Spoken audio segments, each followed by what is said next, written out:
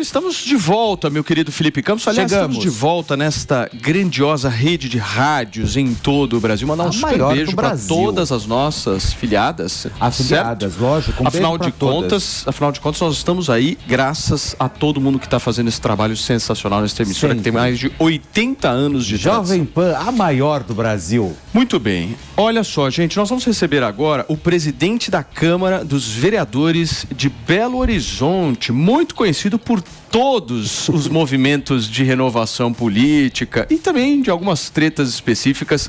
Gabriel Azevedo está sentadinho aqui com a gente e eu fiz uma pergunta assim: ô Fê, vamos falar do melhor presidente que o Brasil já teve? Vamos. E aí o Pavanato chegou e falou assim: vamos falar de Bolsonaro. Jânio Quadros. Aí o Gabriel falou: vamos falar de Fernando Henrique Cardoso.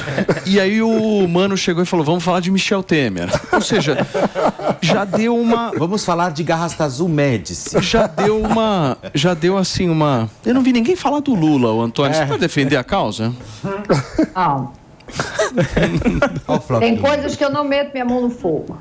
Gabriel, tudo bem, querido? Paulo, tudo ótimo. Prazer estar com você aqui sempre. Mano, turma, bom estar aqui na Jovem Pan. Vamos começar repercutindo um pouquinho aí todo esse cenário político. Eu quero muito ouvir a tua avaliação. Me dá um panorama desses 5, 6 primeiros meses aí de governo Lula. O que você está achando? É tipo filme requentado, né? Que a gente que acompanhou muito o primeiro e o segundo mandato dele, vou pensar um tema.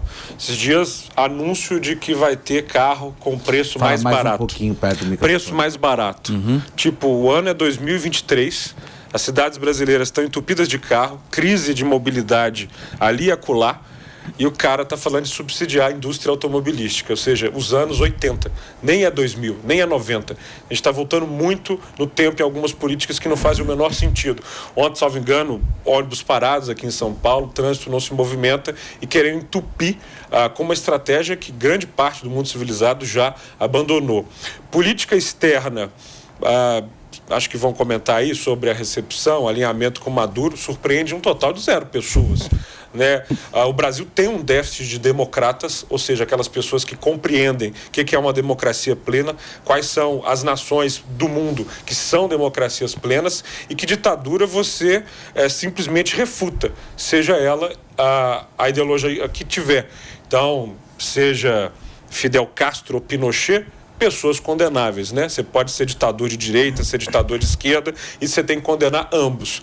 Esse é um presidente que se alinha a ditadores à esquerda. Então, Ortega não é um problema, Maduro não é um problema, o problema é como um ditador não gosta dele. Em geral, ditadores que o outro gostava, como Ortoban, como o que está acontecendo na Turquia, e como o populismo autoritário, que também é uma maneira de enfraquecer. O que você está dizendo era que o Bolsonaro era uma solução? Não, estou dizendo que ele tinha os ditadores de preferência... Não quero provocá-lo de maneira nenhuma. Nunca vai conseguir. Estou dizendo que ele tinha os ditadores de preferência dele e que ele se alinhava com um movimento que também prejudica a democracia, que é o populismo autoritário, né? Que o Trump também era o grande representante. Esse caldo assim, de utilizar mídias sociais, de questionar instituições, métodos eleitorais, é tão ruim para a democracia como essas ditaduras mais mofadas, como é o caso do Maduro, né? Que é uma ditadura clássica de republiqueta de bananas. E para onde a gente vai? Só para entender, assim, tudo bem, temos problemas e vamos para onde, assim? Cara, a sociedade ela vai mirar o que agora? Eu acho que a gente está arrumando para as eleições de 2024. Nós estamos aí, mais uma vez, dependendo de um Congresso com uma pauta muito própria. Todo mundo mira muito o processo eleitoral presidencial e fica aí se matando nas mídias sociais para ver quem é o presidente ou quem é o governador e se esquece que o que conta muito é a escolha de deputado federal, né, de senador. Só receber quem nos acompanha pelo rádio, Gabriel, são 11h04. A gente está batendo um papo aqui com o presidente da Câmara de Vereadores do município de Belo Horizonte, Minas Gerais, o vereador Gabriel Azevedo, e tentando entender um pouco o cenário político nacional com ele, certo, Gabriel? Então, estava dizendo isso, as pessoas não se importam muito com o parlamento. E eu acho que para 2024, é mais do que uma previsão, um anseio, que as pessoas mais do que escolher bem o prefeito, escolham bem vereadores. Essas pautas que são muito importantes aí na cidade, São Paulo está discutindo agora o plano diretor, está com um problema de sempre no trânsito, um centro que me dá muita dó. Eu sou apaixonado por centros de cidade, vim aqui muito, sempre no centro. Martinelli, para mim, é um ícone, aquilo tudo ali é um Anhangabaú, e me dá muita tristeza. Eu tive há 2 anos em São Paulo, estava no centro e fui atacado por cracudos que me quebraram a cara para roubar um celular. Isso é muito triste. Quando eu vejo essas imagens aqui de São Paulo, que tem um centro que está cada vez numa direção pior, eu penso assim, olha, isso é papel da Câmara Municipal. Degradado, né? Isso é papel da Prefeitura. Ô, Gabriel, mas entrando nisso que você está falando, eu tenho a impressão de que o Brasil, diferentemente de outros federalismos, como por exemplo dos Estados Unidos, nele tudo fica muito centralizado em Brasília. Então a maior parte das decisões, a maior parte dos recursos ficam em Brasília. Você acha que esses recursos deveriam ser mais dissolvidos entre os municípios e as responsabilidades políticas também? Você acha que o modelo mais federalista é melhor? Total, sou um municipalista. O Montoro, né, falava que as pessoas vivem nas cidades e infelizmente a gente concentra muito dinheiro em Brasília, onde as discussões são pouco municipalistas. Está se falando pouco de ônibus em Brasília, está se falando pouco de planejamento urbano, de habitação. Isso aí é chato. Pois é, mas as coisas chatas é que rendem resultado prático. Hoje em dia os caras só querem ou falar mal do Lula ou falar mal do Bolsonaro na internet, querido. Não existe mais uma história, uma política... Falar de ônibus é chato. Realmente algo que tenha relevância, né? Hoje é isso mesmo, ou você discute Bolsonaro ou você discute Lula. Parece que não existe mais outras ideologias ou plataformas que realmente devem ser discutidas seriamente. Por exemplo, a Cracolândia, que nem você acabou de falar. Ô Gabi, você sabe que muita gente já chegou para mim falando assim, essa polarização é uma coisa absurda, polarização política e tal. Polarização política sempre existiu no Brasil. Multipolarização. Sempre. Se você pegar, sei lá, aqui em São Paulo, quem não se lembra da polarização entre Covas e Maluf? Aquilo ali, meu... Era treta pesada que acontecia. Né? Então, que já teve Aécio versus Dilma, já teve Bolsonaro versus Lula. Polarização, ela existe principalmente num país em que tem segundo turno para decidir quem vai para o executivo. Isso eu não acho ruim. O que eu acho que é ruim que o Brasil começou a passar é por um processo de fanatização. E aí as pessoas olham a polarização e falam, essa polarização é ruim. Não, polarização não é ruim, porque você tem um embate de ideias. Posso decantar isso aí? O que é ruim é fanático, meu. Nós falamos de ônibus e estamos fazendo agora 10 anos daquilo que virou o Brasil de cabeça para baixo. 2013 começou aqui em São Paulo, protesto pelos 20 centavos e de repente estava o Brasil todo incendiado. Verdade, né? cara. Nós estamos fazendo 10 anos. Um ponto incrível. O que eu acho interessante a gente analisar isso aqui? Há 10 anos, as pessoas começaram a se manifestar por uma coisa muito concreta que é transporte coletivo. Dos 20 centavos. 20 centavos, verdade, ok? Isso. Depois que as coisas começaram a se incendiar pelo transporte coletivo, a pauta ficou muito difusa e de repente estava todo mundo na rua contra tudo isso que está aí. E, de repente, aquilo virou um movimento muito anti-instituições, anti-política, ninguém nos representa, não queremos partido, não queremos nada. E ali estava estava o início do que veio acontecer em 18. Porque das manifestações de 13, nós pulamos para o impeachment. E as mesmas pessoas que estavam ali na rua, eu incluído, você, que fomos a favor, também não vimos em 2014 as coisas mudarem.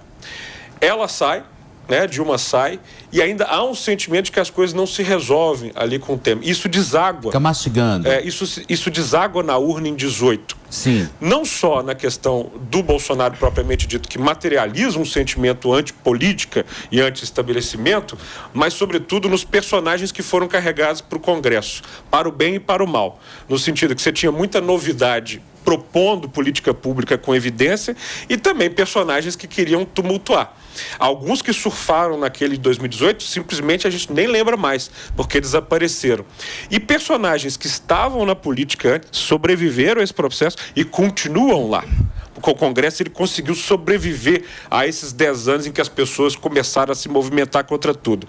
10 anos depois, a passagem triplicou. É verdade. A qualidade dos ônibus despencou. E o número de gente que usa transporte coletivo em muitas capitais caiu pela metade, como é o caso de Belo Horizonte e São Paulo. E aí, se você me disse 16, 18, 20, o que é que as pessoas mais se preocupavam na hora de ir para a urna? Corrupção, sei o que e tal. E agora, Na pesquisa que saiu para Belo Horizonte, de maiores preocupações nesse domingo, era trânsito e saúde. O que eu sinto é que a febre pela qual o Brasil passou nos últimos 10 anos, que deixou a gente se matando nas mídias sociais por assuntos que são completamente irrelevantes na vida dela. Completamente.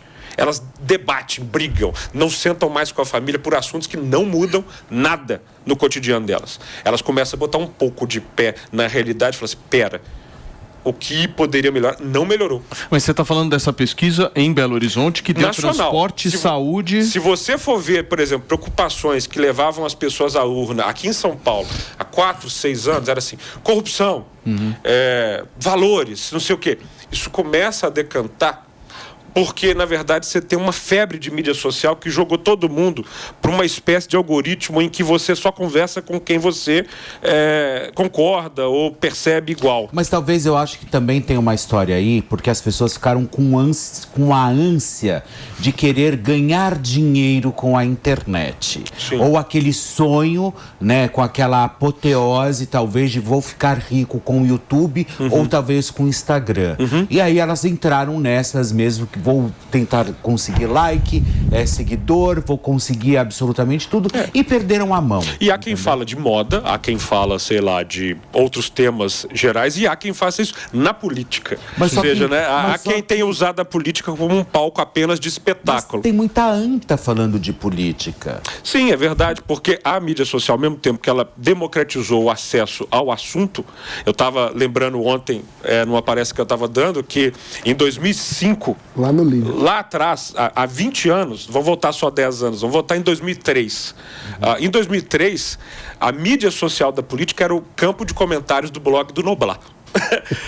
Vocês já pensaram nisso? É verdade. Se você fosse querer falar de política com seus coleguinhas na internet, era o campo de comentários de um blog de política, o Noblar, ou então algumas comunidades mais incipientes do Orkut. Você não tinha um grande público falando de política. Você não tinha uma arena, né? Não, a transformação... O Manhattan Connection. Ô, Gabriel, política positivo. no passado não dava audiência. Não dava. Hoje todo mundo quer falar a respeito. E claro, quando você tem uma multidão falando... Começa a acordar lá em 2013, justamente 2013 catapulta as pessoas para a política. Na verdade, eu acho que a catapulta para o ambiente político foi a crise do mensalão. A crise do mensalão colocou muita gente para falar de política num ambiente comum. Na internet, nas mídias sociais, passamos a conhecer os ministros do STF. O STF, na época, era uma unanimidade.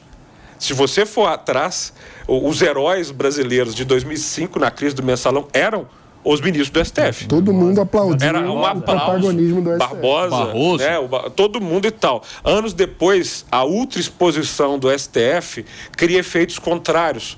Porque quando você entra para a política pela porta da torcida, você cria um time. E o seu time não erra. Você torce sempre pelo seu time. E a partir do momento em que a política não tem essa lógica, porque os personagens mudam de lado, o diálogo acontece, o bastidor se dá, as pessoas querem reforçar esse viés de time.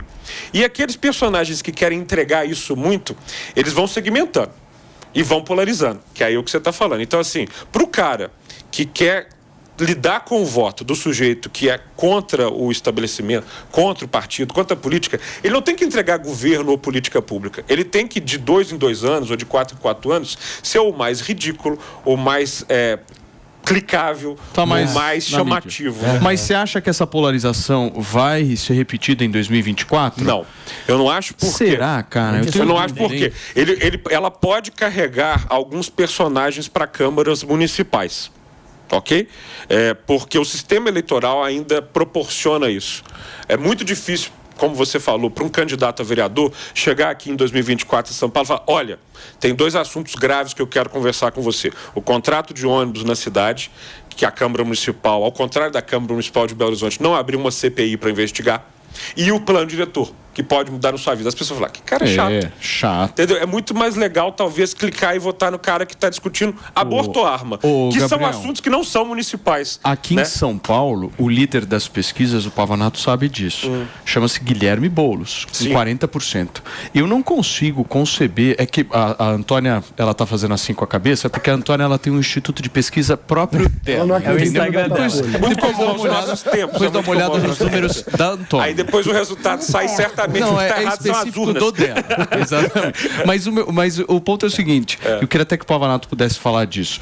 Não tem como não ter polarização e não ter um enfrentamento sem, aliás, com Guilherme Boulos. Você não acha Vamos isso? pegar as 3 capitais aqui. O Rio de Janeiro é uma cidade onde eu não vejo possibilidade da polarização por si ganhar terreno. Mas tá todo mundo preso? Não, não é por isso. Lógico. Não é por isso. Não é só por esse detalhe. É porque o prefeito do Rio de Janeiro, se você segue o Eduardo Paes na mídia social, ele não está falando do Delanhol, do Maduro. Ele está falando do bairro tal, do ônibus tal, dos assuntos locais. Eu acho muito difícil vencer o que ele está propondo. Aqui em São Paulo, você tem uma situação que você tem um prefeito muito enfraquecido, com entregas pouco claras para a população. E o Boulos, apesar dele estar no ambiente do debate nacional, ele tem pessoas muito presentes aqui na cidade. Habitação, Cracolândia. Ele pode dar os pontos de vista que as pessoas... Você não concorda. Como ela não concorda, você não concorda. Eu discordo dele em muitos pontos, mas ele está falando da localidade. O candidato que não falar da localidade e ficar só flutuando nos assuntos nacionais, tendo a dizer mas eu que acho que aqui em São Paulo vai ter um voto anti-Boulos, é isso que eu estou falando. Com certeza. Entendeu? Eu acho que aqui vocês vão ter uma polarização no seguinte aspecto. A Tabata vai participar e eu acho que ela eventualmente vai se colocar também como uma candidata. O Boulos, ele vai conseguir uma façanha aqui que é unificar um bloco muito grande da esquerda, que é uma tendência brasileira. O PT tende a ser hegemônico na esquerda, partidos como PSOL Rede, que é a federação, o PDT e o PSB tendem a diluir-se ou até desaparecer em 26 pela cláusula de barreira. Sim. E o Boulos vai conseguir essa unidade do campo da esquerda. Quando você tem isso, você une o outro polo. Você acha que as próximas eleições, principalmente para os prefeitos de São Paulo, não tem que sair nessa de direita e mais nas causas políticas, é isso ou não? Eu sempre vou defender que você tem que focar nas soluções. Buraco precisa ser tampado, poste tem que acender e árvore tem que ser podada no município. Mas não tem um poste de direita?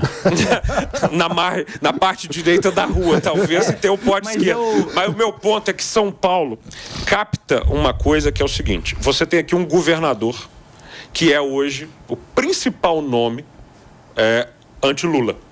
Em Minas Gerais, nós temos o governador Zema, e ambos jogam junto um jogo anti-Lula.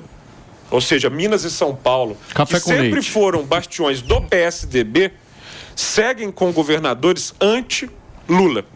E há quem diga o tempo inteiro, lá em Minas, aqui, que o Tarcísio é uma esperança para 2026. Ele será certamente o principal eleitor da cidade de São Paulo, porque é o governador do estado, está aqui, tem muita influência. Então, certamente, você vai ter o Boulos representando, claro, o candidato do Lula, e vai ter que ter alguém que vai materializar o candidato do Tarcísio, que já é o maior nome da oposição brasileira. Não é mais o ex-presidente Bolsonaro. O maior nome da oposição brasileira é Tarcísio, e sobretudo é Tarcísio porque ele avança num terreno eleitoral que Bolsonaro não avança. O Tarcísio fala para pessoas de centro-direita, de centro e até de centro-esquerda. A esquerda em São Paulo tem dificuldade de criticar o Tarcísio. É verdade. De um jeito que não tem a Bolsonaro. Então, o grande eleitor, a polarização vai se dar aqui em São Paulo de um jeito que não vai dar no Rio, porque no Rio você não tem isso gotejando na cidade. O Paes conversa com a esquerda, conversa com a direita e é o senhor Rio de Janeiro. No Rio, o povo vai ouvir o Sérgio Cabral na hora de escolher o voto. Ele vai ser um cara bem influente. Eu entendo boa parte do que ele falou, concordo com boa parte do que o Gabriel falou. Viu? Mas o que eu penso acerca disso é o seguinte: você tem uma construção de um discurso ideológico que ele também é importante. Você não pode, principalmente a nível nacional, marginalizar esse discurso e falar, bom, a política é só a política prática e a política de resultados e deixar de lado totalmente o discurso ideológico. E eu acho que as redes sociais, durante muito tempo nós tivemos um establishment que eram pessoas de esquerda, um establishment também altamente corrupto. Essas pessoas se fechavam ali junto com a mídia. Você tinha a população pensava uma coisa, mas quem estava na mídia, quem estava na imprensa pensava totalmente do que a população pensava e isso não mudava. E as redes sociais proporcionaram uma mudança nesse sentido, porque as pessoas começaram a ter voz. E muito se fala em democracia. Muito se fala, nossa, nós queremos a participação popular, nós queremos que o povo dê a sua opinião. Só que quando o povo dá a opinião deles, o establishment não gosta. A imprensa não gosta. A imprensa quer marginalizar esse discurso, taxar todo mundo como louco, quando não são loucos. São preocupações legítimas. Por exemplo, aborto, ideologia de gênero. Não é bobagem, é legítimo. Você vê isso acontecendo, por exemplo, um pai não quer um filho indo para a escola e não tendo conteúdo programático ensinado. E aprendendo coisas que não estão, que estão fora do escopo programático. O pai, ele quer que o filho tenha, quando vai para a escola, uma educação de qualidade. Aprenda as matérias básicas com qualidade. Ele não quer um militante ideológico dentro de sala de aula. Então, esse debate, esse tipo de preocupação não deixa de ser importante. E é legítimo e é democrático. E as pessoas expressam essa opinião também no seu voto. Por isso nós temos parlamentares com esse discurso e isso faz parte da democracia. Então eu acho que assim, eu concordo com o Gabriel, nós temos que ter políticos práticos, mas acho também que a ideologia e o discurso ideológico, ele também não pode ser marginalizado e tratado como coisa de maluco. Trazer a solução é muito mais importante do que só a indignação, né? Tipo, se você está indignado, ok, mas o que é que você vai trazer de prático, de concreto,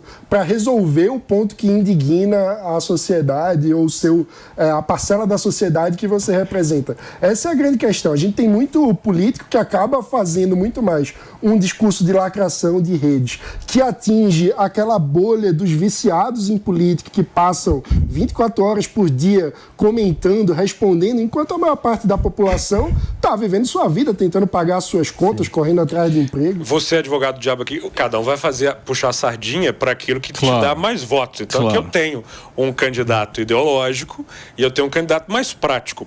Na verdade, é o cenário do momento que vai decidir. Quando, em 2020, ninguém esperava, estava eu pronto para ser candidato à reeleição de vereador, vários candidatos se preparando para uma campanha que não aconteceu. Porque na hora que vem o corona e estabelece-se enquanto realidade, a preocupação das pessoas é só aquela. Salvar. Então, assim, em 2020, a quantidade de prefeitos pragmáticos que foram reeleitos ou eleitos foi enorme. Idem vereadores. A quantidade de médicos que foi eleita, a quantidade de pessoas que falavam de saúde, porque volta a 2013, que botou o Brasil um pouco febril. O mundo, com as mídias sociais muito intensas na participação da política, se descolou um pouco das realidades. E há um tipo de eleitor que se desconecta da realidade do município, né? E aí, na hora que essa pessoa fala, ele está falando para alguns, e esses vão votar. Mas a grande massa que está preocupada com o tempo que fica no trânsito, por exemplo, você falou da questão ideológica nas escolas. Há, de fato, um conjunto de pais que, com toda a razão, está preocupado com o conteúdo que os filhos estão aprendendo, onde o filho vai ao banheiro, e eu não questiono a legitimidade desses pais, mas há um contingente gigantesco de pais que está assim, meu filho não está na escola. Gabi, a Antônia quer te fazer uma pergunta. Oi, agora. Antônia. Querido, tudo bem? Tudo bom, coração? Deixa eu lhe falar.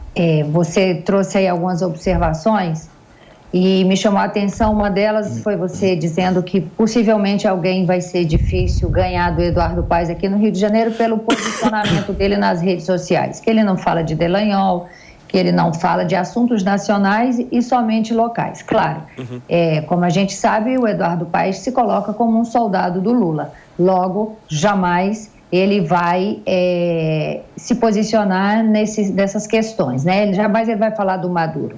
E você está falando com uma mulher que fez campanha para o Eduardo Paes, porque é uma mulher que criou o filho no teatro, o filho mais velho. Então o Eduardo era um cara que prezava muito pela cultura no Rio de Janeiro. O Rio de Janeiro é cartão postal do mundo e eu venho daí, eu venho da arte, eu sou formada em artes cênicas. Então, entre Crivella e Eduardo Paes, eu fiz campanha, trouxe Eduardo aqui em casa, os dois, na verdade, né?